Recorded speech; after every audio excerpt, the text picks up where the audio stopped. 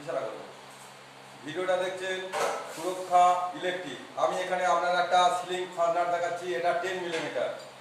এবার যখন আমরা সিলিং ফার্নার 10 মিলিমিটারে ব্যবহার করি তখন আমাদের এখানে যে ফলাটা ব্যবহার করতে হয় 16 মিলিমিটার, অর্থাৎ সিলিংয়ে যার যে ডায়ামিটার থাকে তার 6 মিলিমিটার বেশি লাগে। যে ডায়ামিটার এটা 10, তাহলে এখানে লাগবে 16 মিলিমিটারের, তাহলে এটা কাজ সঠিক হবে। কিন্তু কিছু কিছু ক্ষেত্রে যেমন দেখাচ্ছি, এই যে 2 ইঞ্চি একটা স্টিল ফার্নার, এই স্টিল ফার্নারটা আমরা কেন ব্যবহার করি?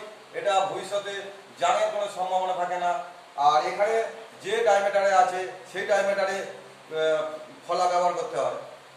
এটা যেমন আছে 10 মিলিমিটার ফার্নার এবং 2 ইঞ্চি স্টিলের, এটাকে এসএস বলা হয়।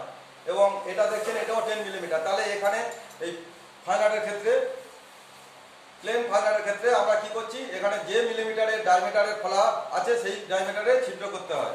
কিন্তু সিলিং ফার্নারের ক্ষেত্রে তার বিপরীত, এখানে যে ডায়ামিটার থাকবে 6 মিলিমিটার এক্সট্রা লাগবে। দেখুন আমি এখানে এটা 16 দেখলে বুঝতে পারছেন এটা 16 মিলিমিটার। এখন এখানে লেখাটা একটু অস্পষ্ট আছে যেহেতু এখানে একটু জাং লেগে আছে। আর এটা দেখুন 10 মিলিমিটার, 10 মিলিমিটারের ক্ষেত্রে এটা। এবার আমরা এখানে কি করি, আমরা অনেকে কিন্তু এই যে সিলিং ফার্নারের পাখা ব্যবহার করি, কিন্তু সবাই এই পাখাটা ব্যবহার করতে পছন্দ করে না, ভয় পায়। কারণ তার পরিবর্তে আমরা এখানে কি করেছি, এখানে একটা দেখুন আমরা প্লেট বানিয়ে নিয়েছি। এই প্লেটটা যেখানে সেন্টার হবে সেই সেন্টারে আমরা স্টিলের ফার্নার দিয়ে এটা রেডি করা আছে। এখানে বুলেট দিয়ে জাম করে দেবো, দিয়ে নাট দিয়ে টাইট দিয়ে দেবো। এটা 100% সুরক্ষা থাকবে। কিন্তু এটা 100% আমরা সুরক্ষা বলে মনে করি না। কারণ যখন ভবিষ্যতে যে ডায়ামিটারটা দেওয়া হচ্ছে, সিলিং ক্যাপাসিটি অর্থাৎ আরসিসির ক্যাপাসিটি যখন কমে যাবে, এটা রিস্ক থেকে যেতে পারে। যেহেতু পাকা যখন 1400 আরপিএমে ঘুরপাক খায়, সেক্ষেত্রে দেখা যায় সাময়িকভাবে অসুবিধা না হলেও ভবিষ্যতে কোনো কারণে পাখা যদি খারাপ হয়ে যায়, তখন ডিসব্যালেন্স হয়ে যায়, বিয়ারিংয়ের প্রবলেম হলে তখন ডিসব্যালেন্স হয়ে গেলে তো তার একটা ঝাঁকুনি গিয়ে এই ফার্নারে ধকল নেয়। আর সমস্যাটা কখন তৈরি হবে, যখন ভবিষ্যতে যে ছাদটা পুরানো হয়ে যাবে। কিন্তু এটা পুরানো হয়ে গেলেও 4খানা আমরা ফার্নার দিচ্ছি, সেহেতু এর ভবিষ্যতে কোনো রকম সম্ভাবনা নেই।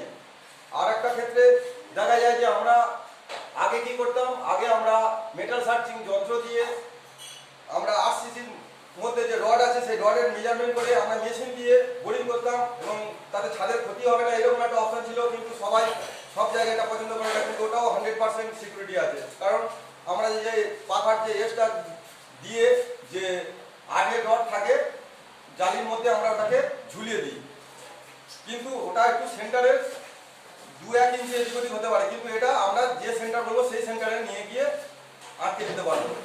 এটা হলো পার্থক্য। এটা যেমন 100% সিকিউরিটি আছে, ওটাও 100% সিকিউরিটি, কিন্তু এটা সবাই 100% সিকিউরিটি বলে মনে করে না, যেহেতু সিঙ্গেল পাকার ক্ষেত্রে। কিন্তু আমরা এখানে যদি ঝাড় ব্যবহার করি, ঝাড়ের সেক্ষেত্রে আমরা 100% সিকিউরিটি পাওয়া যেতে পারে। কিন্তু এটা দেওয়ার সময় আমরা অনেক সময় আঠা ব্যবহার করি, যেমন